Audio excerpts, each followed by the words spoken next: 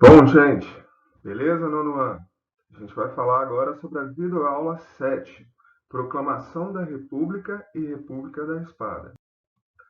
Bom, a República é o período comumente que vai, pelo menos a República Velha, vai de 1889 até 1930, com o golpe do Vargas, ok? Antes da gente propriamente entrar na República Velha, a gente tem que explicar o porquê o Império caiu. E três questões foram fundamentais para a queda do Império. A primeira questão é a questão militar. Com a Guerra do Paraguai, os militares brasileiros queriam ter um papel mais significativo no desenvolvimento do Brasil. E eles buscaram esse papel no chamado positivismo, que acreditava na crença que a ordem levaria ao progresso. Não parece conhecido esse lema? Lógico que é da nossa bandeira, né? Os militares acreditavam que apenas eles poderiam transformar o Brasil numa grande potência e começaram a pressionar o Império para promover transformações. Entre elas, duas transformações. A primeira, o fim da escravidão, e a segunda, o desenvolvimento da indústria no Brasil. Ok? A segunda questão é a questão religiosa. Lembrando, a Igreja Católica era a igreja oficial do Brasil. Contudo, ela ficava sob o controle do imperador, devido ao padroado e o beneplácito. Padroado era o seguinte: quem escolhia os bispos de cada província não era o Papa, como é feito em qualquer lugar até os dias de hoje, mas sim o imperador. Então, o cargo de bispo era essencialmente um cargo político.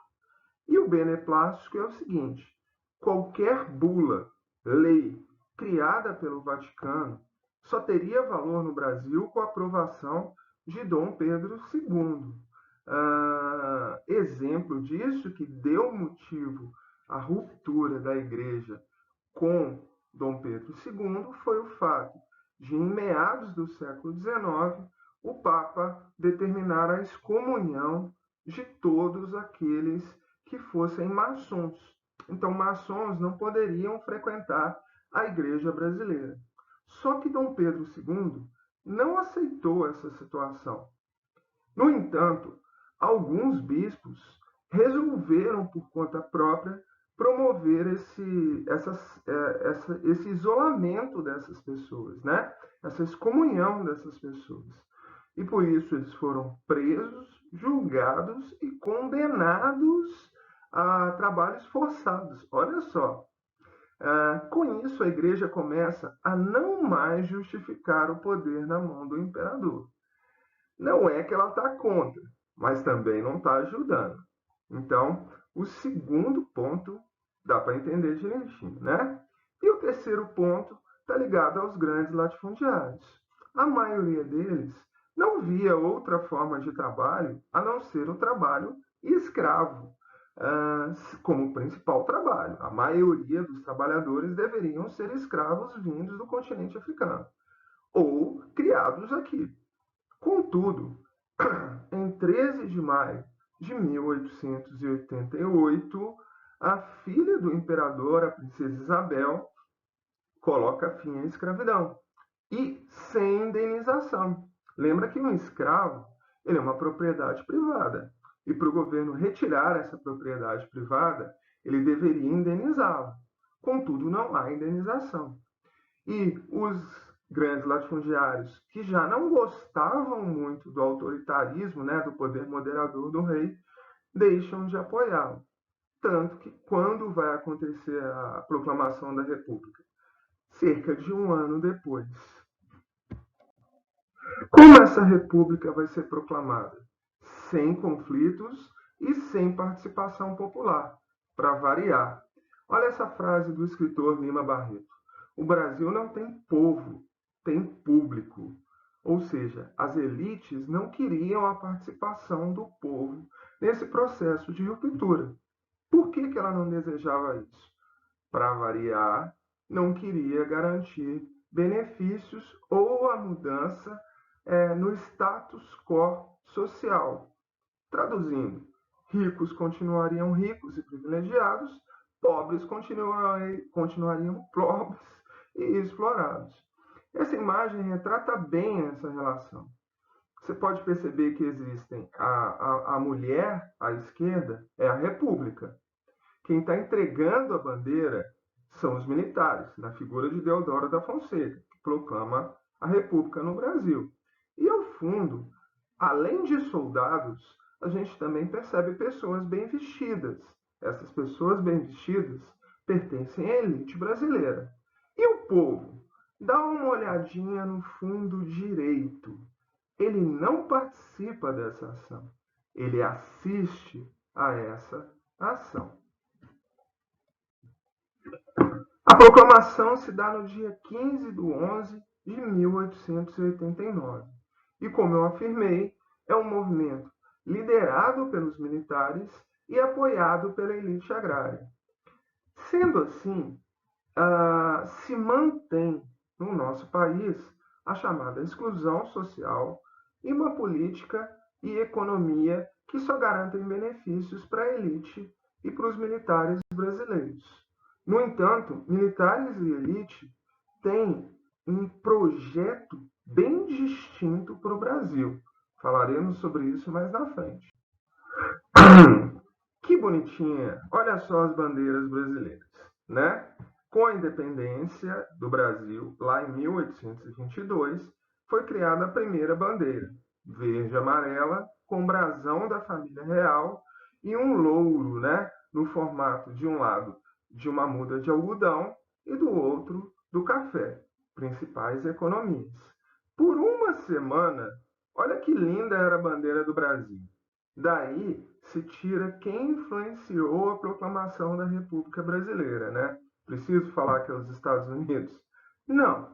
Mas uma semana depois, ainda bem, foi criada uma nova bandeira. A bandeira que a gente possui atualmente.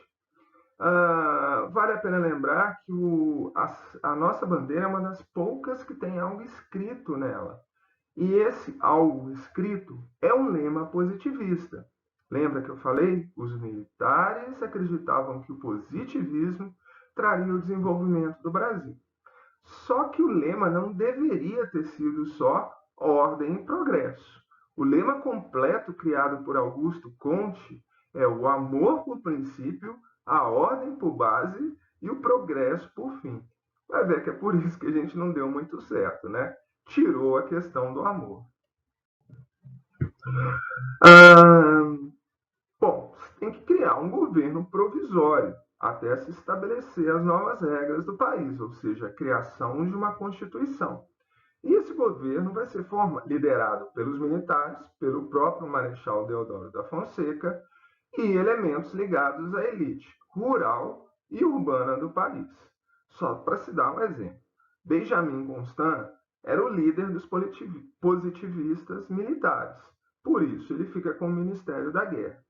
Quintino Bocaiúva, Campos Salles eram grandes latifundiários, ficam com as relações estrangeiras e a justiça. E Rui Barbosa, um intelectual urbano, sendo que quem governa o presidente provisório é o próprio Marechal Deodoro da Fonseca. Duas situações são importantes nesse primeiro momento. A primeira é uma tentativa de industrialização acelerada do Brasil. Lembra que os militares desejavam isso, eles desejavam que o Brasil se tornasse uma Inglaterra e escolheram Rui Barbosa para desenvolver essa política econômica. O Brasil era tão atrasado, mas tão atrasado, que existia até pouco papel moeda circulando no Brasil. Então, o que o Rui Barbosa resolveu criar? Ele permitiu que em 4 regiões diferentes do Brasil, os bancos pudessem produzir papel moeda para emprestar a juros baixos, para que pessoas pudessem construir negócios, pagar salários e desenvolver o Brasil. A ideia até é boa. Mas a gente está falando do Brasil. O que acabou acontecendo? Primeiro, uma inflação descontrolada. Com excesso de papel moeda circulando, o que os comerciantes resolveram fazer? Aumentar o preço dos produtos. Para quem que sobra, é lógico, para o povo, né? Como pagá-los? E muitos daqueles que pegaram dinheiro emprestado para construção de negócios fabulosos, em vez de usar esse dinheiro para construir esses negócios, promovendo empregos e desenvolvimento, não. Eles pegavam esse dinheiro e investiam na bolsa de valores. Os lucros obtidos com a bolsa de valores eram extremamente altos, porque tinha muita gente fazendo isso. Então, eu acabava lucrando sem fazer nada. E esse não é o principal problema. Acontece um outro, relacionado a quê? Muitas dessas empresas divididas e colocadas na bolsa de valores nem existiam. Ou seja, elas eram fake e as pessoas compravam a ação. Isso virou uma ciranda inflacionária. Por isso que o nome dado a essa política econômica é de encilhamento. Como percebemos, o processo de industrialização fracassou, mas ainda era necessário estabelecer as regras da nova república. E essas regras ficam prontas em 24 de fevereiro de 1891, com a nossa segunda Constituição, liberal na forma e oligárquica quanto funcionamento. Traduzindo, no papel ela é muito bonita, na prática ela só cria vantagens para quem? Para quem possui dinheiro. Entre as medidas tomadas, tem a criação de um novo nome para o Brasil. O Brasil se torna os Estados Unidos do Brasil, com 3 poderes, tá? Da onde vocês acham que vieram esse nome? Fácil de saber, né? De novo, a gente imitando os norte-americanos. O Brasil estava dividido em 20 estados, mais o Rio de Janeiro, que seria a capital. Havia liberdade de reunião, liberdade de imprensa e habeas corpus. Na teoria, na prática não era bem assim, não. A igreja acabou sendo separada do Estado. Esse é um dos pontos mais importantes. Vamos traduzir isso? Antigamente, os documentos que você tinha de nascimento e de casamento eram apenas ligados à igreja. Agora, o que se cria?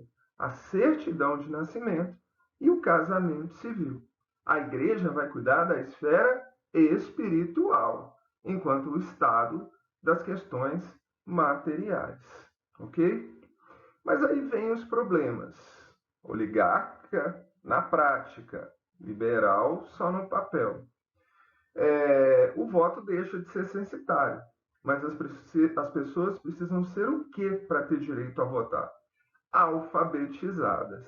Para você ter uma noção, em 1894, no Brasil, apenas 2% da população era alfabetizada. Então, a exclusão política era quase que absoluta. Olha que bonitinho como é que era o Brasil. As províncias se transformam em estados. E para fingir que há uma autonomia desses estados, o cargo de governador nessa época era chamado de quê? De presidente de estado. Bom, com a eleição pronta, nós teremos uma eleição indireta. São os constituintes que se transformam no legislativo que vão votar para presidente. É constituída 2 chapas. Uma militar, com Deodoro da Fonseca como candidato a presidente, e o almirante Eduardo van der Kolk para vice. E uma segunda com um latifundiário como candidato a presidente, Prudente de Moraes, e como vice um militar, uma chapa mista, Floriano Peixoto. Todos sabiam que a maioria desejava a eleição de um civil, Prudente de Moraes, mas devido a pressões dos militares dentro do Congresso, acaba que quem é eleito como presidente? Deodoro da Fonseca. Mas olha que curioso, o vice-eleito era Floriano Peixoto. Como isso pôde acontecer? É uma regra que perdurou até as eleições de 1960. Você votava para presidente e para vice. Portanto, podiam ganhar um presidente de um partido e um vice do outro, como foi o que aconteceu nessa eleição. Olha que bonitinha o rosto, né, a pintura desses três candidatos: Deodoro, Floriano e Prudente de Moraes. Bom, Prudente de Moraes começa a governar, mas lembra, os militares desejavam um governo que gerasse, a partir da ordem, progresso. No entanto, a Constituição dava autonomia para os estados. Quando Deodoro começa a utilizar do poder além do que a Constituição permite, o Congresso reage. O que Deodoro faz como bom militar? Fecha o Congresso Nacional. Fechando o Congresso Nacional, começam as manifestações contra seu governo.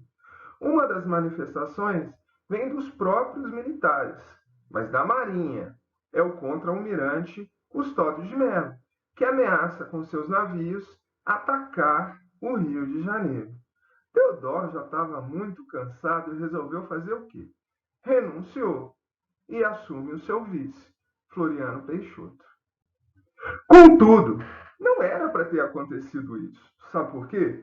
A Constituição determinava que se um presidente eleito viesse a falecer, ou renunciasse, ou fosse afastado com menos da metade do mandato, o mandato era de 4 anos, deveriam ocorrer novas eleições.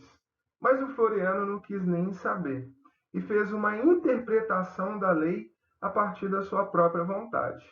Como a eleição foi indireta, essas regras não valiam e ele passou a governar. No início, tudo bem, ele tentou criar uma série de estruturas que, de alguma maneira, atenderiam às necessidades de militares e da elite agrária. Mas, com o passar do tempo, ele se mostrou cada vez mais autoritário e mais determinado que Deodoro da Fonseca. As reações vieram tanto dos militares quanto da população civil. 3 manifestações vão ficar marcadas nesse momento. 3 grandes manifestações. Primeiro, o Manifesto dos 13 Generais, que dizem que Floriano Peixoto deveria respeitar a Constituição. Floriano falou: azar é seus, porque eu não concordo com isso. Custódio de Mello, de novo, coloca uns navios e tenta atacar o Rio de Janeiro, gerando um grande conflito, muitas mortes e execuções nessa época. Tá? Mas ele fez isso porque ele era bonzinho? Não, é porque ele queria ser presidente. Olha para você ver. E no sul do país, né, no Rio Grande do Sul, vão acontecer a Revolução Federalista. Lá vai haver uma disputa entre aqueles que acreditavam no federalismo e aqueles que apoiavam Floriano Peixoto. Disso nasceram pica-paus e maragatos. Os pica-paus, que eram os apoiadores de Floriano Peixoto, vão vencer os maragatos, né? Também um grande número de mortos. E por conta dessa permanência do poder, dessa rigidez de Floriano Peixoto, ele vai receber o apelido de Marechal de Ferro. Mas o seu governo não consegue promover aquilo que os positivistas desejavam. E a República da Espada, referência aos militares, chega ao fim em 1894, com a eleição do primeiro presidente civil. Lembra do Prudente de Moraes, que participou do processo eleitoral? Bom, agora ele vai ser eleito. Galera, um abração para vocês, se cuidem e até mais.